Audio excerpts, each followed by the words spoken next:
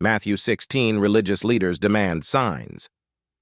Now the Pharisees and Sadducees came up, and testing Yeshua, they asked him to show them a sign from heaven. But he replied to them, "When evening comes, you say, 'Fair weather coming, for the sky is red,' and in the morning, 'Stormy weather today, for the sky is red and gloomy.' You know how to discern the appearance of the sky, but you cannot discern the signs of the times. An evil and adulterous generation clamors for a sign, yet no sign will be given to it, except the sign of Jonah." And leaving them behind, he went away. Now when the disciples came to the other side of the sea, they had forgotten to take bread.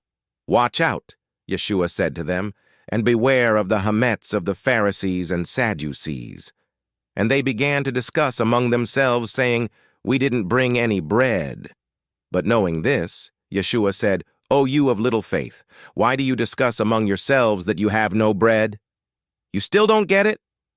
Don't you remember the 5 loaves for the 5,000, and how many baskets of leftovers you gathered?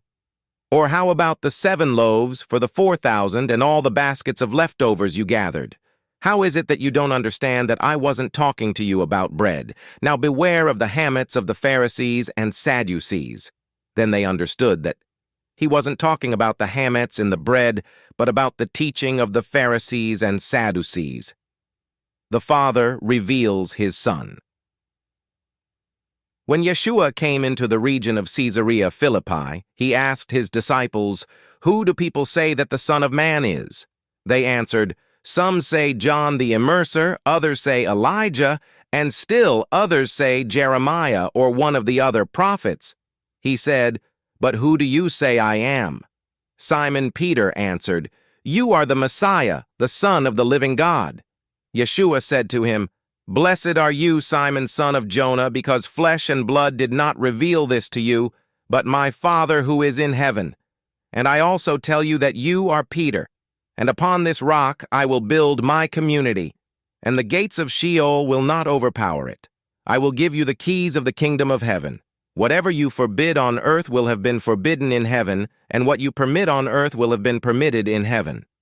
Then he ordered the disciples not to tell anyone that he was the Messiah. First prediction: death and resurrection.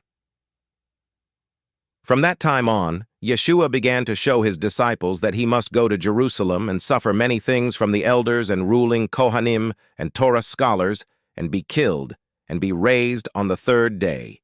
Peter took him aside and began to rebuke him, saying, "Never, Master, this must never happen to you." But he turned and said to Peter, "Get behind me, Satan. You are a stumbling block to me, for you are not setting your mind on the things of God, but the things of men."